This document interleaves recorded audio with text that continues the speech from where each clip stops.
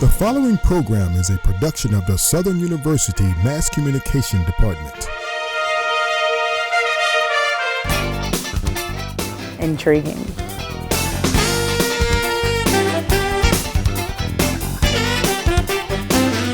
Inspirational.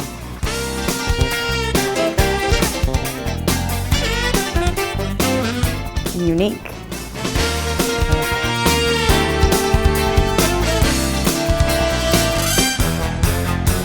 Welcome to the Paris with the D Show.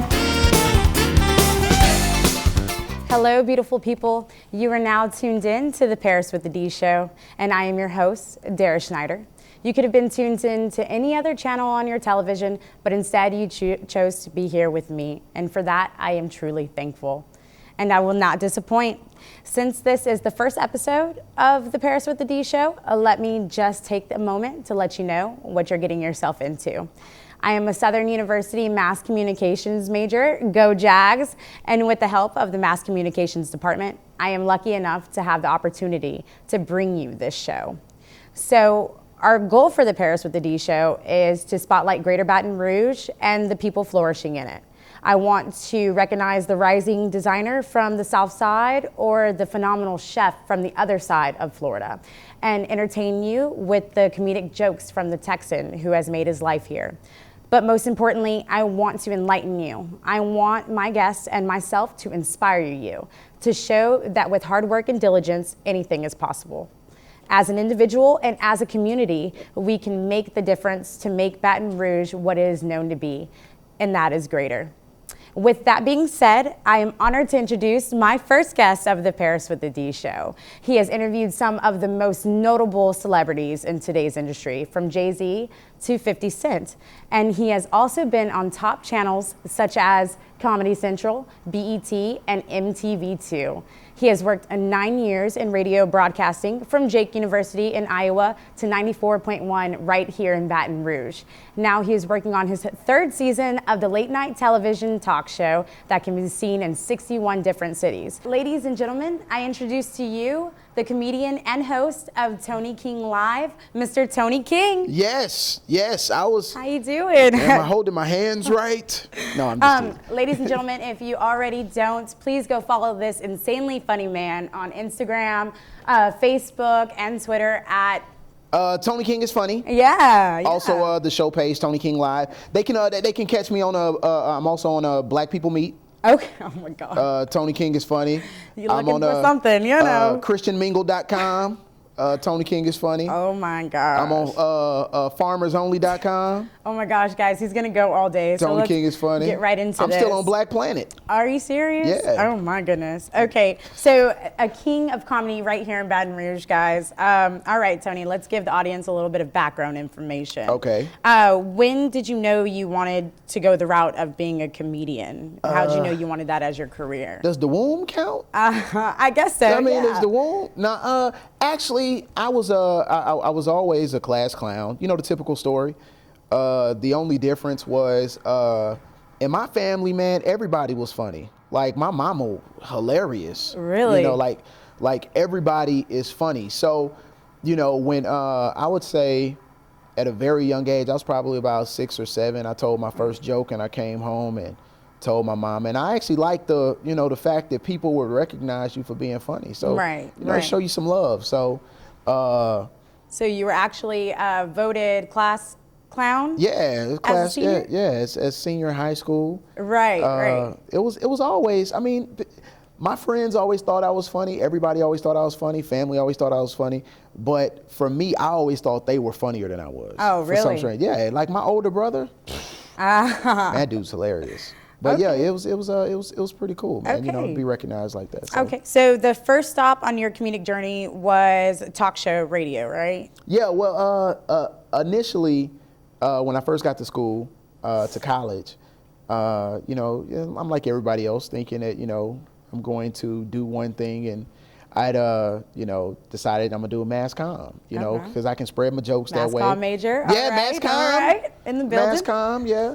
So I started off doing a radio show at Drake University, And I was only going to do it for 1 year. And then we got a new program director, and he came over because I was also playing football too. Okay. So he comes over in the middle of the dining hall and says, "Hey, look, I want you to come back." So I came back, and things just continued to take off. Okay. So Okay. yeah. And then we also had a year in Houston. Am I right? Yeah. I worked in Houston after college. I worked in Houston. I did everything there. I mean, not Okay. everything like I own, not like that, but I'm saying I initially started off, I was writing for the morning show, and I was co-hosting a night show. Okay. So yeah, Very I did nice. anything I could do to get in that place. Very If nice. they'd have told me to refill the vending machine, I'd have been there. I literally stayed there all day from 5 in the Right. morning until midnight every Right. single day. So what happened in Houston to actually get you to come to Baton Rouge?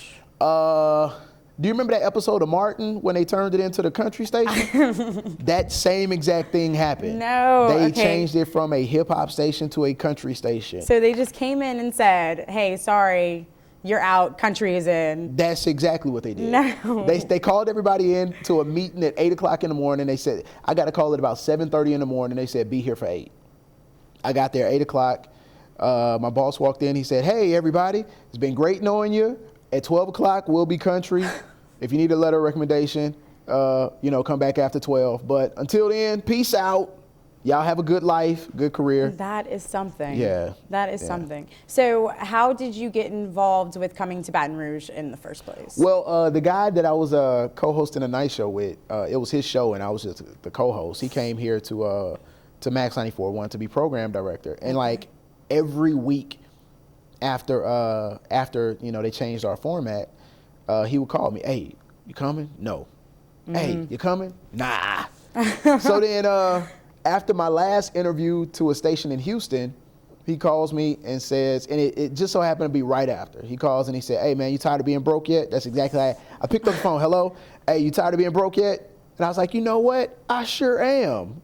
And so I came the next week for my interview. They hired me and I moved, and the rest is history. Okay, Yeah. okay. So on 94.1, you actually had your own morning show, or? No, actually, I was a part of the morning show we had together. Okay. Which was just an extension of what we had at the night show. Okay. The Wake Up Syndicate, and we're number one Wake Up Syndicate, the number one 1834 Wake Up Syndicate, the number one also 2554 Okay. Wake Up Syndicate. I'm just throwing out the number. I'm a stunt. I'm a stunt now. Come on now. No. Oh my goodness. Yeah. So on 94.1, you actually had a chance to interview a lot of known celebrities. Everybody. Yeah. So Literally everybody. from who? Everybody. So- Like literally from Jay-Z to Jesse Jackson to President Obama Oh, wow. to literally everybody. All right, all right. Everyone you can think of, and that's not to brag about, but I mean it's just literally everyone. How did you keep a calm head on you? Like, I think I would go crazy. The only person that probably I got a little, I did interview Beyonce. And my legs did get a little weak. I did Okay. not think so, though. I did not think so. But when you are staring her, she is like a unicorn. Like you are Gotcha. staring her in the eye. She's looking at you, and it's like she wasn't looking at me. She was looking into my soul. Yeah. Yeah. Oh, wow. Okay. She. I mean, the thing is that I just look at people like they're the same. Like everybody's the same, no matter if it's the person at the store or you just so happen to run in the free world. Right. You're the same. Right. So, I don't know. I think I'd be a little I don't know. Actually, shaken up. President Obama was kind of cool. He was saying he had Kanye in his CD player, so that was Oh kind of yeah, cool. then, So it is the president Yeah. of free world. Yeah, I'd be yeah, kind of, yeah. I'd still be kind of freaked out. Yeah. But so who was the most intriguing person that you've interviewed to date? Not even Ooh. just on the radio, but like to date. The most intriguing. I don't know. I mean, I've had some of my favorites in the past, and I think probably one of my favorites would have to be 50 Cent because he's the most he's honest. I don't want to hear the typical, I love everybody and everybody loves me and it's just the industry is great. No, I want to hear the truth, and I think the Right. people want to hear the truth. and he gives you his opinion. He doesn't care what anybody thinks. Like publicity, publicists, and all that stuff. No. That don't matter to him. If it's how he feels, that's how he says it. Okay. And I appreciate that. Curtis Jackson, huh? Yeah. Wow. Yeah. Now he's surprisingly taller than what I anticipated. Really? Yeah. Did you see any of the like gunshots that he had? I know that's a crazy question. No. Did you ask? No. What's funny is like if you would, he would show you. Like really? He's a very open book kind of person. Really? Yeah. Okay. Yeah. Okay. Yeah. So you also do stand-up comedy, excuse me. Yeah. So is that just a local thing, or have you nationally too? I've done my thing nationally. Okay. Like on Comedy Central, you mentioned Comedy Central. I had an opportunity to be on Comic Remix. Okay. For that, I've been on MTV too doing it. I mean, I've done my thing. As a matter of fact, in the coming weeks, I have some big shows planned up in Houston, and that's very nice. another tour that we have coming up for the summertime. So yeah. Very nice. Yeah, so is it just in Houston, or are you touring everywhere? No, I'm touring everywhere. Everywhere that airs the show, Okay. we're going to be hitting. So Chicago, Philly, New York. Wow. Houston, Miami, Atlanta. I'm definitely gonna have to check that out. That's gonna be fun. DC. Yeah. We're hitting Detroit. I'm hitting Detroit. Oh wow. I'm scared, but I'm hitting I Detroit. would be too. Yeah. I would be too. So you've actually been on stage with some well-known people. Yeah. Wanda Sykes, Yeah, Cedric yeah. the Entertainer. Yeah. So how was that? Is that I mean, nerve-wracking? Come on, give me something. No, actually, it isn't. Like, I mean, for me, I look at it like that's the big moment. You know? Yeah, that makes sense. To me, I don't look at it as it's a difference between them and me. You know, I look Yeah. at it like we're all the same. And Like, I finally made it. You don't have that moment either? nah, because they pockets look different than mine. I heard that. I mean, Yes, you don't that know. is very true. Not yet. No, they pockets When look I get different. your money, that's when. Right. Then we Then made we're it. talking. Then we're talking. Yeah, but no, it's cool. I remember when I performed with Cedric the Entertainer, I did a joke and it really brought down the house. And the laughter and the pop was so big. He came out of his dressing room, and he was like wondering what it was. Like, man, what's going on? And so after the show, he's like, man, you got the biggest laugh of the night. Oh, nice. And I was like, yeah, that's real there. That's a moment. Yeah, that is a real. moment. So I mean, I appreciated that, but you Yeah. know, I'm trying to get him back on the show. I'm trying to get him on my show. There you go. Yeah, there so, you go. yeah. So, to me, your self-confidence and charisma is just amazing. Though this is our first week meeting, which it has been an honor. I appreciate it. I appreciate it. Thank you. Well, look, I'm honored. Yeah. When we met, I say, man, Kerry Washington is interviewing me. Please get a life. Man. Oh my goodness, thank you. Thought I made it. It's gonna make me blush. I can't. Kerry Washington. I am getting interviewed by Olivia Pope.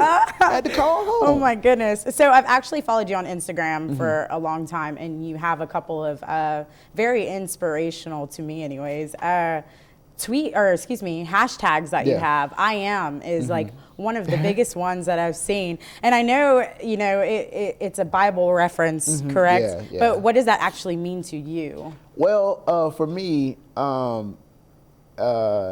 in my belief, this is just my belief, in my truth, I do believe in the Bible. And so one thing that stands out to me is that when Moses is approached in the whole situation with the burning bush, and God is talking to him, the first personal name that God gives of himself is I am that I am, which when you think about it is a very powerful phrase. He said, tell them I am sent you, because he was asking, who should I tell sent me? Who gives me this authority?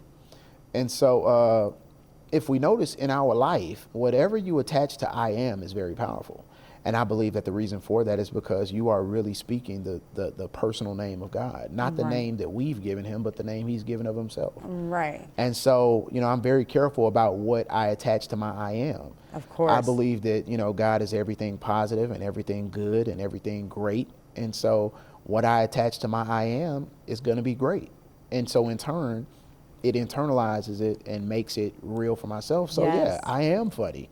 I am awesome. I am amazing. I am, all of that. Right. So it just really adds a different level of power. And it's very powerful. Yeah, I mean, very powerful. You also have one. It's called "Believe It Into Existence." Yeah. Now, is that a part of the I am, or do you believe? It is, because I think that people, I don't think people understand faith, and I think that they've been misinformed about what faith is. Yes. You know, when we talk about faith, especially from a spiritual or religious perspective, it's always, you know, like a hope. Yeah. Or a wishing. Right. I don't believe in no hope and no wishing. You know, I believe, you know, they'll say, oh, speaking into existence. Nah, because you can say, oh, it's raining and it's not. No, I believe it. I overwhelmingly believe it. Right. You know, and because I overwhelmingly believe it, I see it appear or happen or I experience it within my life. So it only makes me continue to overwhelmingly believe. Very much you know? so. So it's like you go to the refrigerator, you know that the light is going to come on. You don't even think about it. The light comes on unless you ain't pay your light bill. That's a whole different thing. I can't handle that. I can't handle that. Anyways, I can't handle that. At that point, yes. But no, you know it's going to come on, so you don't even think about it. Yeah. So it's kind of the same thing with what I, you know, may believe in my life. If I believe it, I don't think about it anymore. I just believe it. It is a foregone conclusion. So do you think that your believing it into existence has gotten you where you are today? I think that's totally what it is. Yeah. 100%. Yeah, okay. 100%. Like, you cannot do anything unless you believe it. Like, I remember when I was younger, my brother and I, we, you know, talk noise to each other. And he's older than I am. You know how it is with the older brother, younger brother stuff. Yeah. And so he says, you know, we would be arguing or something, and I'll say, man, I'm going to slap you. He'd be like, man, you don't believe that yourself. And I didn't. I didn't believe that myself. You were going to slap him. I'm going to slap him. Don't take it with me. Yeah, please. Right. So, yeah, so, you know, you got to believe that stuff. And a lot of times I don't think people really believe it. Yeah. They don't believe Otherwise, it. I wouldn't be here if I Exactly. didn't I was about to say that. Like, if you didn't believe that you could, you know, have the great show that is Paris with a D, we wouldn't be here right now. This is very true. So this is very true. Okay, so you actually said something the other day while we were at Starbucks. Go Starbucks. You said something about being a Renaissance man. Yeah. What does that mean to you? Well, when I was younger, I blame everything on my mama. She was one of those parents where if you didn't know something, she wouldn't tell you. You know, look it up. Right. And now I'm starting to understand, like, maybe she didn't know, but she just didn't want to seem like, you know. So she'd be like, you know, look it up. So everything I do, I look it up, which was kind of preparing me for journalism, you know, the 3-source rule, you know. Right. And so I remember when I was younger, there was a movie that came out called Renaissance Man. Mm-hmm. And starring Danny DeVito and Gregory Hines. And so I didn't know what it meant. So I looked it up. And when I looked it up, it was like somebody who could, you know, be well-versed at everything. And I was like, man, that sounds kind of cool. Yeah. So I was like, I'm going to be a Renaissance man. So ever since then, I was like, you know, everything that I did in my life was to become a Renaissance man. Like, to say that I'm just a comedian is really kind of limiting. Okay. You know, because I'm also a celebrity guest DJ. I'll come to your party and rock your party. There you go. You know, I can host your party. Not like the thought models, you know, I'm going to get on the mic. Right, you know, I can do that. Okay. Or, you know, I can play the guitar. Really? You know, I'm learning German right now. There you go. You know what I'm saying? If I wanted to be a teacher, I could be a teacher. Like, yes. I feel like, you know, if I wanted to be a motivational speaker, I could be a motivational speaker. Very true. You know, if I wanted to be anything that I wanted to be, I would be able to do it because, you know, because of that belief, because of that desire to be a Renaissance man. So, you know, when I'm talking to my production staff or anything like that, you know, I can speak their language. I know they're not going to just tell me something and I don't know what it is. Right. No, I don't like that. I don't like that feeling of not knowing. Or going into a conversation. Yeah, and having no idea what you're talking about. Like, yeah. I really feel bad for people who, like, can't read. And I know it's not, I'm not trying to make a joke, but, like, to just feel so shut out by everything. Like, that's a scary feeling. Yes. I don't want, yes. I want to be in the know. So do you think the Renaissance man has actually helped your career? Oh, most definitely. Bring it up? Okay. Most definitely. Because of that, I mean, I found situations, like I was telling you about the whole Starbucks coffee shop thing. I've met so many people there and have been able to converse and develop relationships just for the simple fact that, you know, I do study a lot of different things. I do, you know, I'm not trying to make it sound like I'm Stephen Hawking or nothing, but, you know, I do know different things that can help me in conversations to be able to speak their language and to be able to develop those relationships. So I definitely 100% believe that it's all because of that. Okay. Yeah. So let's put a little twist on it. If you did not see yourself, if you couldn't be a comedian, what would have been your life goal instead? Where do you see yourself if comedy wasn't a part of it? I would, man, if a lot of stuff. I probably would have tried to be a singer, but I can't sing. So I tried in the shower a couple of times. Yeah, don't the shower make you sound good? Like, I'm gonna record my demo in the shower. Honestly, I would probably be a teacher. A teacher? I would be a teacher. You like kids? Love kids. Okay. What grade? You can't say that now because people think you're crazy, but no. Yeah, that's true. No. What grade do you think you could teach? I don't know. Every grade. Really? I think I could. Okay. Man. Oh.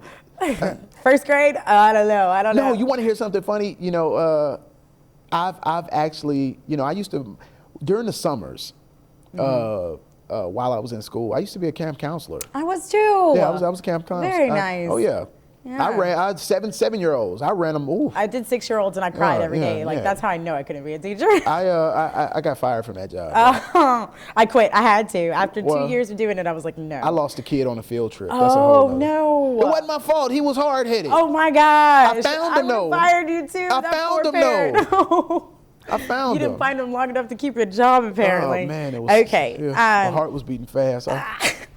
So since moving, oh my gosh, we will not let you all be around my kids later on. Oh man. So since moving to Baton Rouge, Yeah. do you believe the city has actually helped you get you where you are today? Oh, most definitely. Okay. Most definitely. I think Baton Rouge, when I first moved here, coming from Houston, of course, moving from, the fourth largest city to, to Baton Rouge, it was a bit of a difference, but one thing that I've grown to understand is that the people of Baton Rouge, man, they show love in what they love. Yes. Like they are truly a loving people. You can see that with the love that they show Southern, with the love that they show, if they take hold of you and they, like you, which they will if you're honest and real. They show you a lot of love. Yes. And I absolutely owe it to Baton Rouge and For Louisiana, sure. man. Louisiana is awesome. McKinley Alumni Center. That's where we tape the show, right? Yes. I like to call it Studio Shout M. out to McKinley. Yeah.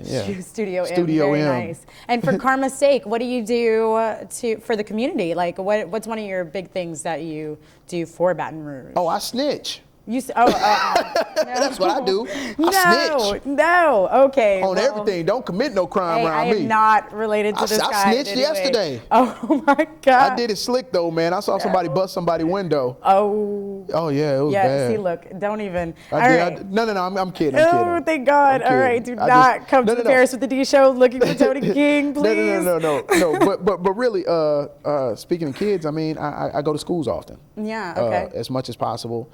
And what do you do at the schools? Well, I started something called the I Am Tour. Okay. Which, trying to teach kids to attach a positive I am, positive to their I am. And so, we go through with the music and we have guests and things like that, and we get them riled up and have fun and teach them to, speak positive I ams. Okay. So we do that. We, go to LEAP rallies. As a matter of fact, I just got a text just a few minutes ago about, coming to a school for, to be a part of their Mardi Gras program, things like that. Nice. So.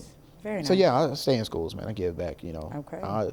So when they get older, I won't have to snitch on them. There you go. All right. And now what everybody has been waiting for, the bread and butter, Tony King Live. Yes. There TKL, man. There we go. So you've actually had your hands in every part of this show, yes? Yes. You do the production, Everything. Everything. So where you set up the sets? Everything. Really? Everything. Wow. And I enjoy every aspect Do of it. you? Here's the thing. I'm the kind of person, I believe that if there isn't an opportunity, you create an opportunity. Yeah. And so that's what we did with the show. It's not just me. It's a lot of hardworking people who are a part of it. A lot of people who believe in the show. And so, but for the most part, I'm the executive producer, director, all of that stuff, but I can't expect somebody to do something if I'm not willing to do it. So yeah, I get there early. I set the stage up. I do all of that. I don't ask anybody to do that. If you want to, come on. If you don't, hey, I'm not gonna force you. Yeah. I enjoy it. Yeah. It's my and baby. You know how, Yeah, it's my baby. You know how you want it to be anyways. Yeah. Right, I sit there right. and I set it all up, get it together, I reach out to guests. I do all of that. So, yeah, I enjoy it. Okay. So, do you actually have any upcoming events that you would like for us to know about?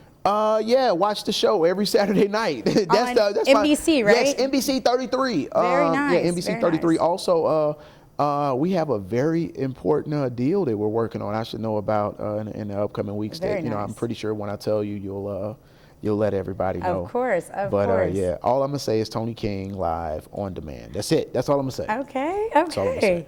All right, Yeah. people, I actually have a very special gift for you. The other day at Starbucks, Tony King was making it happen, all right? Everybody in Starbucks loved it. It was him on, what was it, Michael Jackson's dancing machine? Yes. He started to do the robot, ladies and gentlemen. Oh my gosh, man. Tony King, the robot. You have to see this, okay? So let's get it started. Oh man, you gonna make me do this? Yes. So, do I? You want me to stand? Yeah. You want me to? Go ahead. Oh man, it's the old. Let's See, we got some. Ladies and gentlemen, Tony King. Let me, Woo! gotta, when you're doing a robot, you gotta make sure your joints, you gotta. You are getting this. Oh, the girls loved it. The girls. You kind of gotta, you gotta. Don't worry, we'll let them know what they're in for. Oh my God. You gotta. Worked on that all summer, ladies and gentlemen, when he was younger. Oh my goodness, looking like Michael Jackson back in the day. See now, you didn't embarrass me now. Good. But I loved every second of it. That is so I loved every second. great. Yeah, man, I worked hard on that robot. Well, thank you so much, Tony King, for being here. Like you said, Saturday nights, NBC at 12 o'clock. Yes. Awesome. Thank you so much. Thank you for having me. Yes, Paris with a D. Yes, I'm Tony with a T. Tony with a T, maybe a K? No, yeah, that too. I don't know, Oni with a K. Oni with a K? Yeah, that's how that works. Thank you again for tuning into the Paris with the D show. And thank you, Tony King, so much for taking time out of your busy schedule. If you like what you saw here on the show or have any feedback at all, please hashtag the Paris with the D show. And until next time, ladies and gentlemen, stay true. The preceding program was brought to you by the Southern University Mass Communication Department.